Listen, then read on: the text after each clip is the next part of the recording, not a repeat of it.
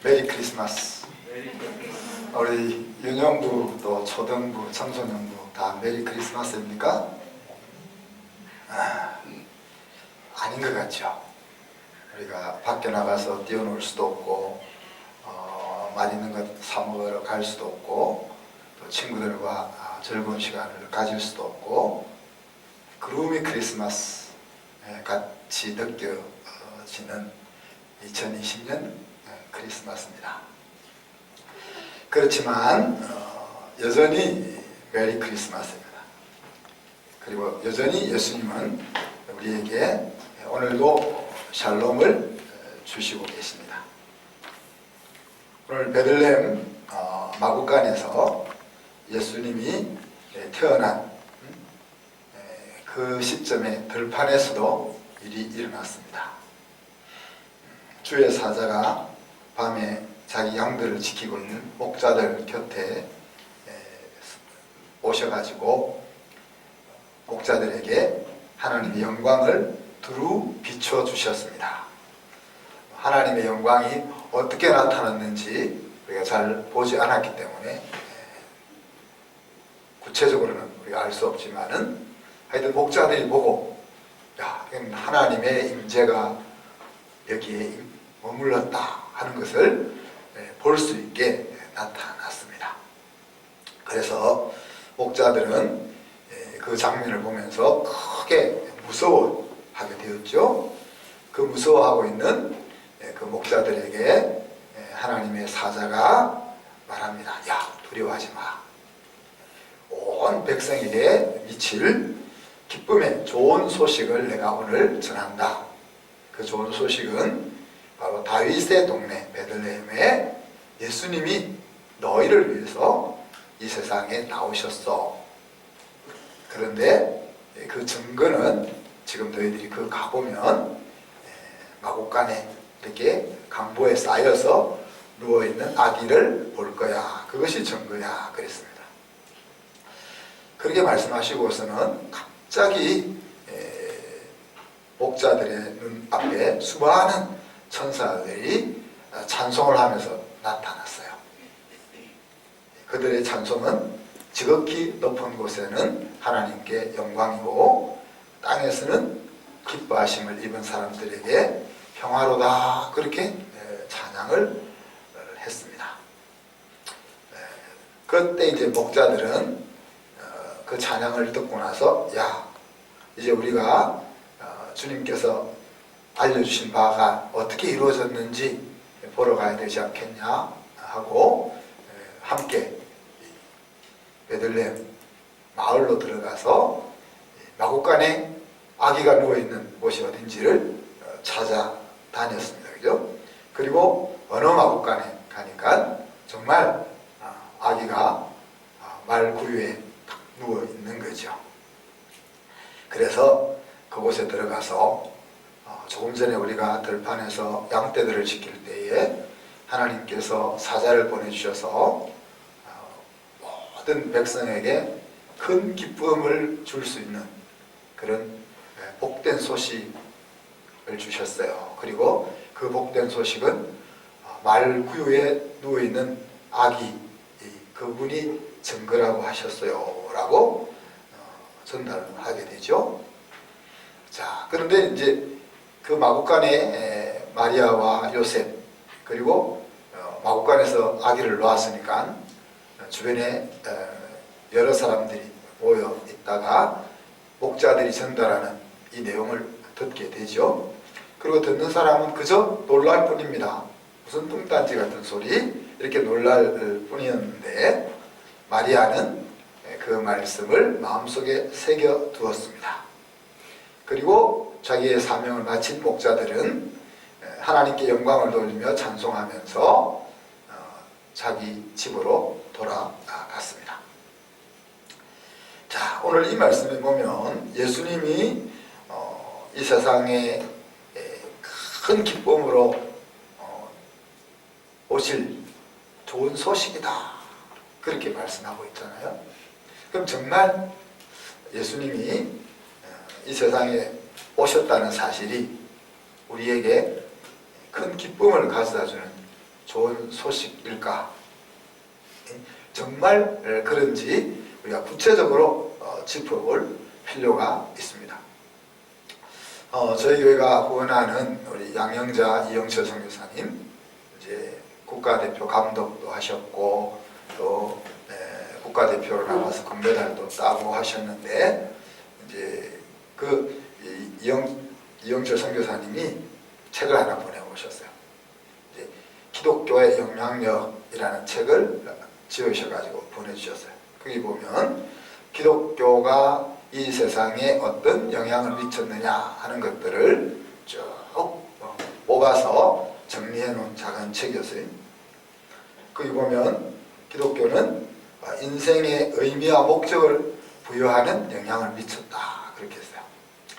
여러분이 잘 아는 칸트, 임마누엘 칸트는 하나님이나 자유 혹은 영원한 생명, 이런 것들이 우리 사람이 살아갈 때 필요한 도덕 생활의 아주 필수적인 요소다, 그렇게 말합니다. 다시 말하면 사람이 사람답게 살아갈 수 있는 그 인간 윤리라는 것이 철학이나 깊은 생각에서 나온 것이 아니고 이런 신앙의 뿌리를 두고 나왔다 하는 이야기죠.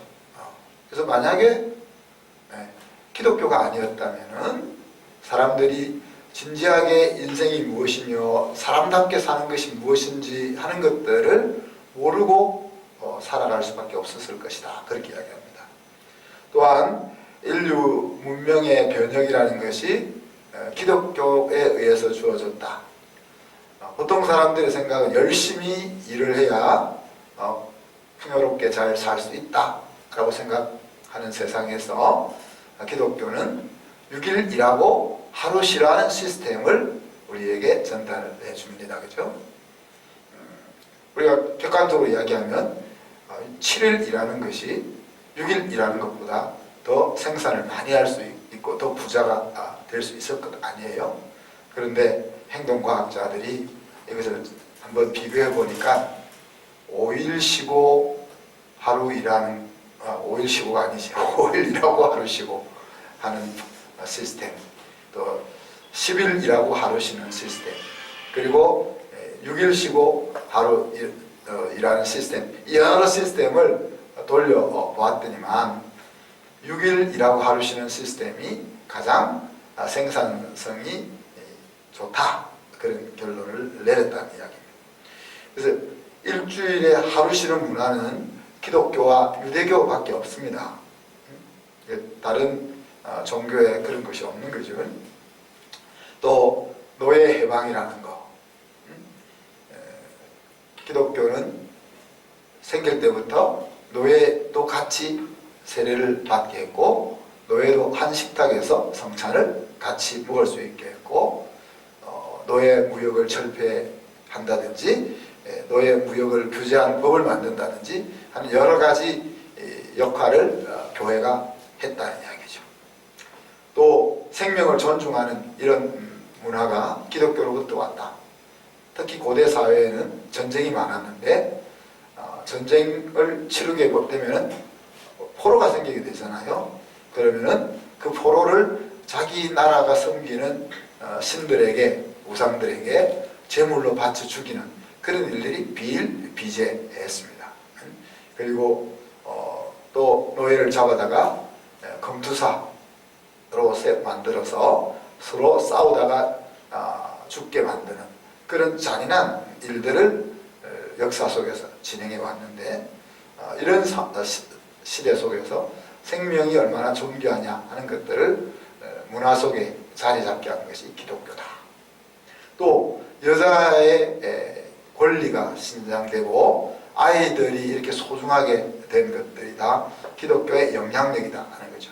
하나님 앞에서 남자나 여자나 다 평등하다 하는 것과 어린 아이도 하나님께서 내치지 않고 존귀하게 받아들이는 그런 사람 대접하는 일들이 기독교를 통해서 일어났다 하는 이야기입니다. 정경 집사님이 100년 전에만 태어났으면 우리 정식인장 때 찍소리도 못하고 살아야 되는데 네. 일부일처제 한 남편과 한 아내가 가정을 이루는 이것도 기독교의 영향이죠, 그죠? 불교나 유교나 힌두교나 이슬람교나 유대교나 다 한 남자가 두 사람, 세 사람 여자를 데리고 살 수 있게 허용하고 있습니다. 기독교만이 한 여자와 한 남자가 짝을 이루어 가정을 이루게 하는, 그리고 세계의 중요한 법체계들 이런 것들이 기독교 윤리로부터 영향을 받았고, 또 직업을 그냥 밥 먹고 사는 그런 관점에서만 바라보는 것이 아니고 하나님이 주신 소명이라 하는 생각을 가지게 한 일이라든지, 교육의 혁신, 또 과학의 기초를 놓는, 우리가 잘 알고 있는 갈릴레이나 또 데카르트, 또 베이컨 이런 사람들이 다 신실한 기독교인들이고, 하나님이 우리를 위해서 예비해 놓은 것이 무엇일까 하는 것들을 발견하는 과정 속에서 과학이 발달해 온 겁니다. 물론 이런 과정이 지나서 하나님 없는 과학자들이 등장해서 오늘날 사회가 이렇게 되어가고 있지만 출발은 그렇다는 거죠. 또 우리나라 같으면은 한글이 만들어졌지만 이 한글이 우리 온 국민들에게 우리나라의 글로 제대로 사용되어 줄 수 있도록 대중화하게 한 것이 기독교의 역할이고, 또 예술의 발전을 이룬다든지 이웃사랑을 실천한다든지 인류를 사랑하고 나라를 사랑하고 하는 이런 가치관들이 다 기독교의 영향에서 왔다는 거예요. 이런 것들은 다 이제 우리가 눈으로 확인할 수 있는 좋은 일들입니다. 이게 예수님이 이 땅에 오신 것이 정말 기쁜 소식이라 하는 것을 역사 속에서 눈으로 확인할 수 있는 내용들인 거죠. 근데 우리하고는 지금 별로 상관이 없잖아요. 여러분에게 있어서 예수님이 이 세상에 오셨다 하는 것이 어떤 좋은 소식입니까? 한번 생각해 볼 필요가 있습니다. 이것이 정말 내 생활과 인생을 걸 만큼 중요한 일인가? 특히 이제 우리가 코로나19를 1년을 지나오면서 우리가 정부가 취하는 조치를 이해할 수밖에 없다 그랬잖아요. 왜? 안 믿는 하나님을 모르는 사람의 입장에서는 예배는 안 드려도 되고 집에서 드려도 되고 좀 쉴 수도 있는 거지 않냐. 먹고 사는 일에 크게 영향이 없는 것이 아니냐. 이런 생각을 가지고 있기 때문에 이런 어려운 상황 속에서는 예배를 우리가 좀 안 드릴 수 있는 이런 생각을 가지는 것이 지극히 정상적이라고 그렇게 말할 수 있겠죠, 그죠? 그런데 이제 우리에게 있어서는 또 다르잖아요, 그죠? 정말 우리의 생활을 걸고 내 인생을 걸 만큼 예수님이 이 세상에 오셨다는 것이 나에게 큰 기쁨이고 나에게 좋은 소식인가 정말? 이걸 우리가 구체적으로 내 마음속에 물어보아야 한다는 이야기. 생각하고 또 생각해 보아야 되고, 기도하고 또 기도해 보아야 되고, 말씀을 읽고 또 말씀을 읽어서 그 깨달음이 여러분에게 주어지기를 축복합니다. 그것을 저희는 이제 은혜라고 하고 영적인 눈이 열린다 그렇게 말하는 거죠. 자, 이렇게 기쁜 소식이신 예수 그리스도가 이 땅에 오시는 그 장면을 보고 선사들이 어떻게 찬양했습니까? 하나님께는 영광, 또 땅에는 평화, 그렇게 찬양했다 그러죠. 하나님께 왜 영광일까? 예수님이 이 세상에 오셨다 하는 것이, 그것도 여관에 있을 곳도 없고 집에 있을 곳도 없어서 마구간에 말먹이통에 누워 계시는 그 모습이 하나님께 웬 영광일까? 영광이라는 말은 빛나고 아름다운 영예라는 의미잖아요. 높아진다는 의미입니다. 그죠? 그러니까 하나님이 예수님이 이 땅에 이런 모습으로 왔다는 사실이 하나님이 왜 높아지는 것일까? 하나님의 명예가 왜 아름답게 빛나게 되는 것일까? 예수님이 우리 눈으로 볼 때 이렇게 초라한 모습으로 생일을 맞이한 것이 문제가 아니라 사실 사람의 몸을 입고 이 세상에 오신다 하는 것 자체가 이루어질 수 없는, 일어날 수 없는 대사건이잖아요. 그죠? 하나님이 죄인을 살리시기 위해서 친히 죄인에게 찾아오신다는 사실, 그리고 십자가에 달려 돌아가시는 그 장면에서 클라이막스에 이르잖아요. 이런 놀라운 사건은 하나님의 어떻게 보면 무모한 계획과 또 예수님의 그 수락, 이런 일들이 우리의 머리로 생각할 수 없는 일이다. 또 시행될 수 없는 그런 일이다. 그렇기 때문에 도저히 이루어질 수 없는, 우리의 정서로, 인간의 생각으로, 인간의 계획으로는 이루어질 수 없는 일들이 이루어지기 때문에 하나님께 영광이 된다. 그랬습니다. 하나님이 우리를 사랑하시는 장면을 바울은 설명하기를, 우리가 아직 죄인 되었을 때에 그리스도께서 우리를 위하여 죽으심으로 하나님의 사랑을 확정해 주셨다, 그렇게 묘사합니다.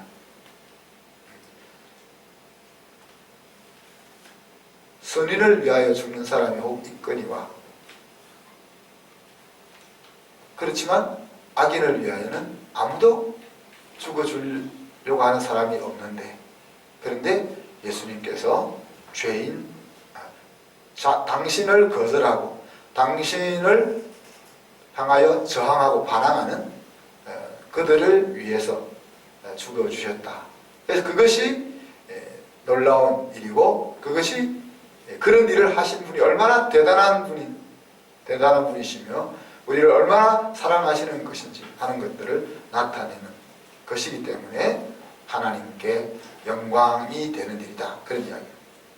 자, 그리고는 땅에 있는 우리들에게는 샬롬, 평화로다, 그렇게 이야기했습니다. 샬롬이란 말은 우리가 인생 승리의 길이다, 그렇게 해석해도 틀림이 없다 그랬습니다. 그죠? 그냥 단순히 전쟁이 없이, 싸움이 없이 평화로운 상태만을 이야기하는 것이 아니고, 그런데 모든 사람에게가 아니고 하나님의 기뻐하신 사람들 중에 그런 표현을 썼습니다. 그러니까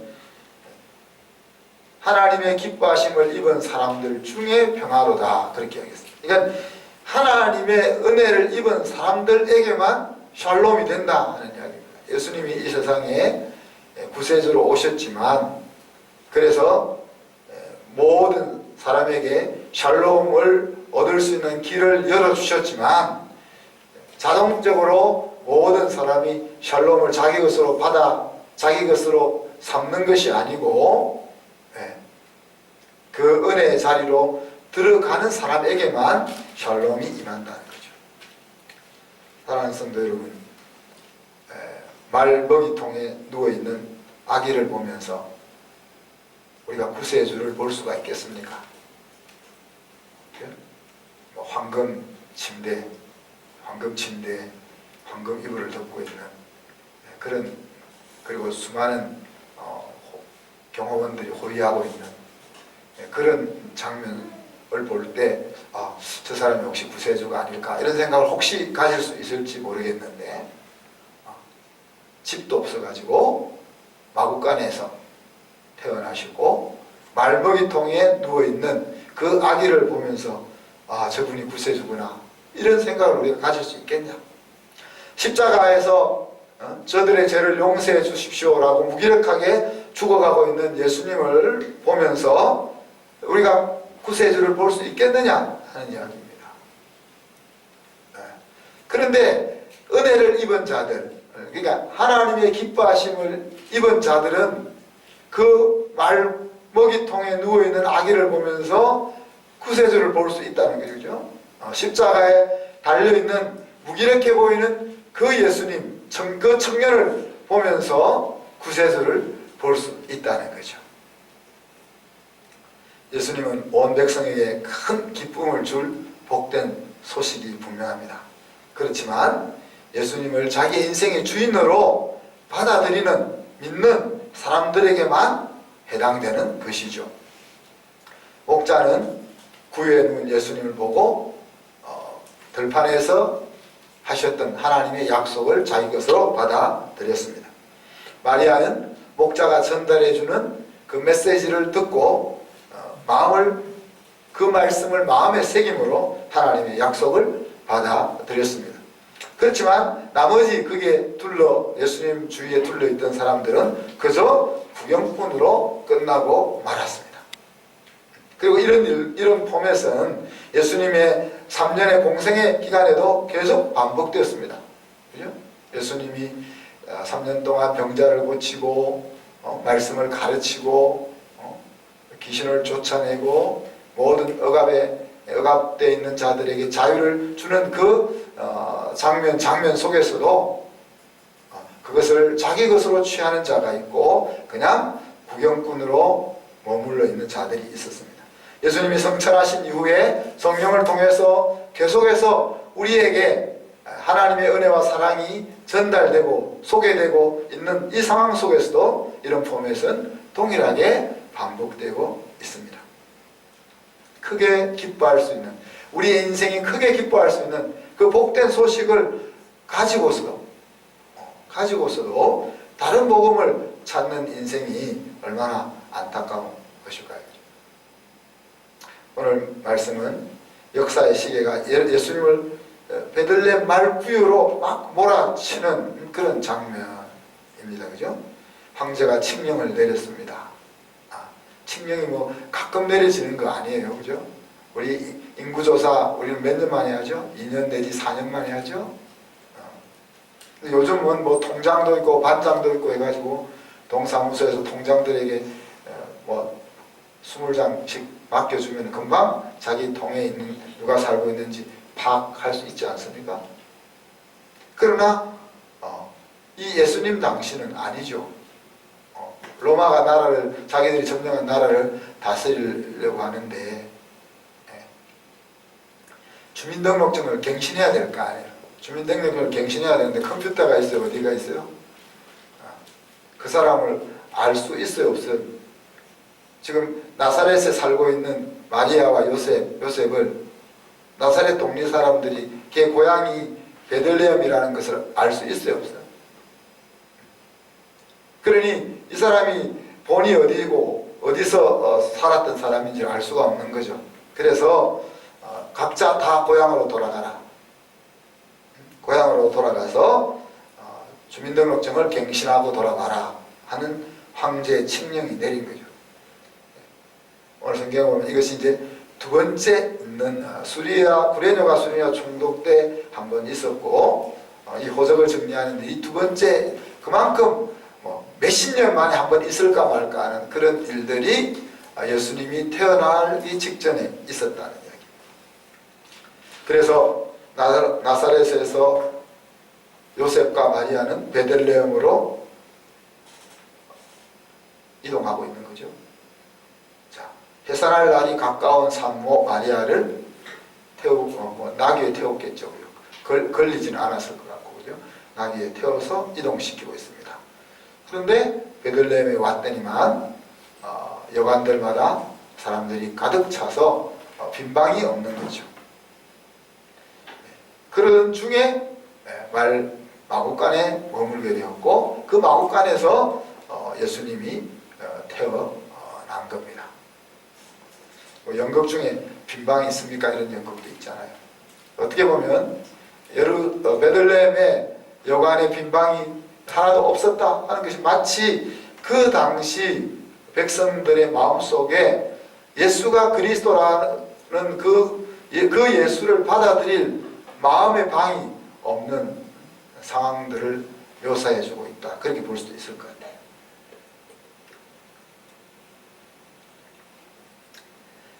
또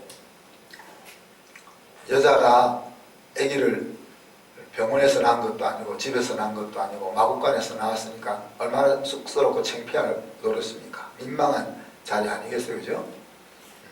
산모 마리아에게도 민망할 자리이고, 또 신랑 요셉은 야, 내가 못나서 우리 아내를 이런 곳에서 아기를 놓게 해 민망한 그런 자리입니다. 그래도 이제 아기가 태어났으니까 엄마 아빠에게는 큰 기쁨이 있었겠죠. 자, 우리의 구세주이신 예수님이 이렇게 자기 백성에게로 왔다는 이야기입니다. 그리고 죽음과 부활을 거쳐 하나님 나라로 가셨고, 이제 성령 하나님을 우리에게 보내주셔서 우리와 매일 함께 하고 계십니다. 말씀을 우리가 읽고 말씀을 묵상할 때 우리를 만나주시고 우리를 매일매일 샬롬으로 이끌어 주고 계십니다. 자, 우리가 신앙 생활을 하고 있는 이 신앙이라는 것은 바로 우리가 예수 그리스도를 내 인생의 주로 믿는 그 믿음을 통해서 우리가 죄 용서를 받게 되고, 그 다음에 하나님께서 우리에게 목적하신 온전한 하나님의 아들, 딸로 회복되어가는 그 과정 속에 놓여 있는 것이 우리의 신앙생활이라 그렇게 말할 수 있겠죠. 하나님 없는 자리에서 믿음으로 하나님의 자녀가 되고, 이제 말만 하나님의 자녀가 아니고 실제로 하나님의 아들, 딸로 삶이 온전히 회복되어져 가는 과정에 우리가 놓여 있는 것입니다. 코로나19는 2020년 성탄절을 맞이하는 우리에게 하나님이 주시는 축복으로 우리가 받아야 할 줄로 생각합니다. 하나님이 자기 자녀를 향하여 가지고 계신 생각과 계획은 항상 선이라고 하셨는데, 누가 코로나 바이러스를 만들었는지 우리가 아직 확인을 못했지만, 또 누구의 잘못으로 인해서, 실수로 인해서 이렇게 온 세계에 힘든 일이 찾아왔는지 분명히 규명하기는 힘들지만, 그리고 우리의 건강과 또 우리의 경제와 우리의 사회생활 모든 것을 힘들게 만드는 저주와 같은 것이지만, 하나님의 선하심을 생각할 때 저는 이것이야말로 하나님이 우리에게 주시는 2020년의 축복이다 그렇게 생각합니다. 왜 축복인지 두 가지 이유를 하나님이 말씀해 주십니다. 하나는 참된 예배자로 설 수 있도록 저와 여러분을 이끌어주고 있기 때문입니다.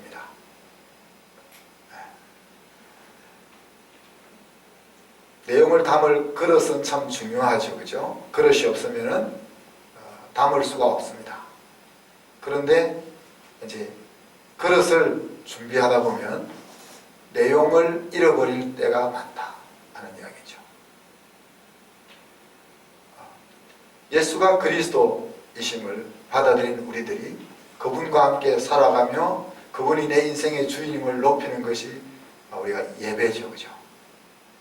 그런데 우리의 오랜 예배 생활로 인해서 예배의 본질을 우리가 놓칠 때가 많다. 예배는 거룩한 형식에 있는 것도 아니고 또 거룩하게 지어져 있는 그런 예배당에 있는 것도 아니고, 하나님 앞에 서 있는 하나님의 자녀들의 삶이 예배인데, 과연 오늘 한국교회가 한국교회까지 갈 것 없이 우리 자신이 하나님 앞에서 바른 예배자로 서 있는지 하는 것을 다시 한번 생각하게 하는 거죠. 두세 사람이 모인 곳에 내가 너희와 함께 하겠고 내가 너희 예배를 받겠다 그러셨잖아요, 그죠?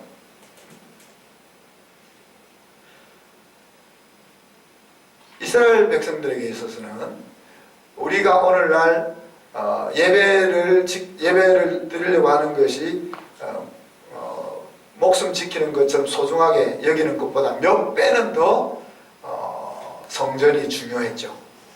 이스라엘 백성들에게는 성전이 중요했습니다.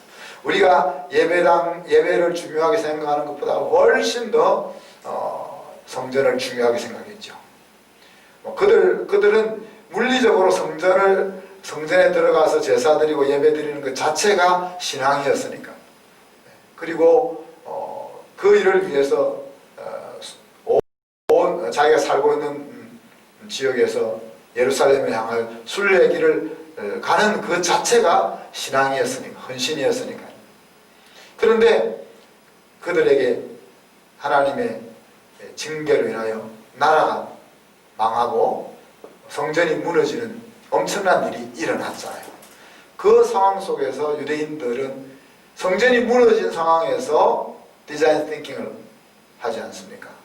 성전이 무너진 상황에서 우리가 하나님을 예배할 수 있는 길은 무엇일까? 그렇게 해서 생각해낸 것이, 고안해낸 것이 회당이잖아요.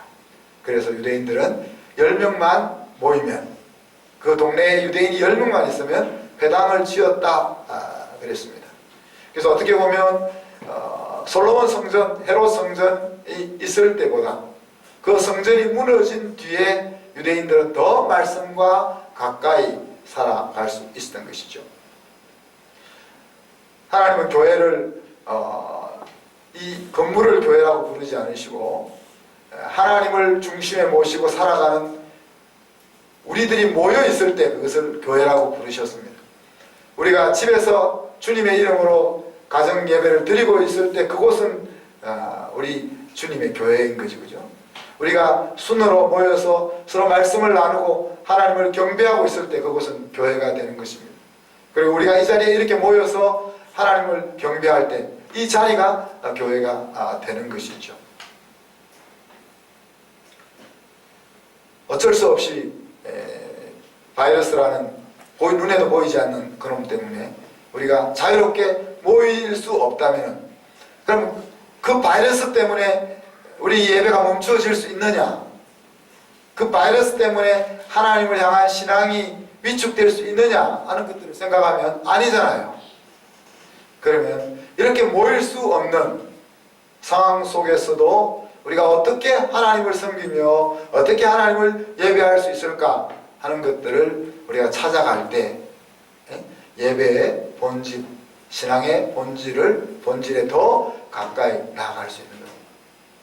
그래서 지난주부터 우리가 각 예배실에 예배를 섬길 수 있는 예배 섬김이들을 임명하고 그 적은 무리들이 모였을 그 자리가 예배의 자리가 될 수 있도록, 교회가 될 수 있도록 준비를 하고 있는 겁니다.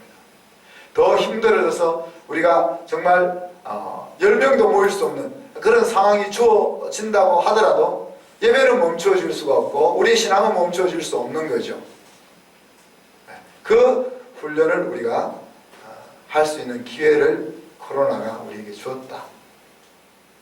두 번째 축복의 이유는 하나님 나라 백성으로 살아가는 것이 예배 드리는 것만으로 다 끝나느냐? 물론 예배 속에는 예배를 제대로 드리게 되면 신앙 생활과 그것이 연결되어질 수밖에 없습니다. 그래서 크게 보면 예배만 세워진다면은 모든 것이 다 하나님 앞에 바로 세워진다라고 말할 수 있겠죠. 그러나 조금 더 구체적으로 이야기하자면 하나님의 아들, 딸로 살아갈 수 있도록 신앙을 배우고 이끌어주는 그 일이 교회가 해야 될 일인 거죠. 그죠?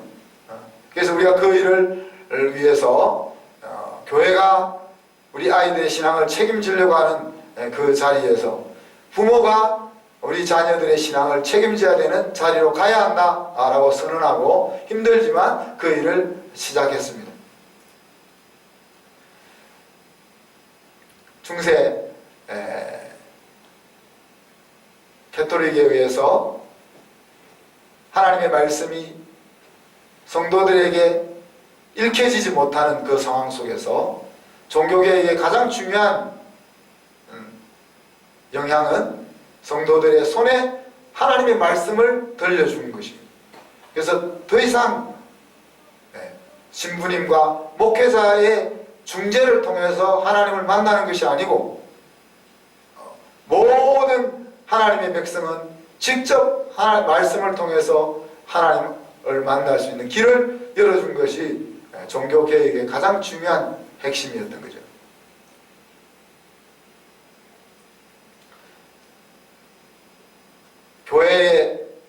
빼앗겼던 자녀의 신앙 교육을 교육의 책임을 역할을 다시 가정이 찾아오는 것은 어떻게 보면 제2의 종교개혁과 같은 것입니다. 우리가 우리의 자녀들을 하나님의 아들, 딸로 바로 양육하려고 한다면 먼저 나 자신이 하나님의 아들, 딸로 어떻게 살아야 할까를 생각하게 되고 움직일 수밖에 없기 때문입니다. 크리스마스는 하나님이 우리와 함께 하신다 하는 정표입니다.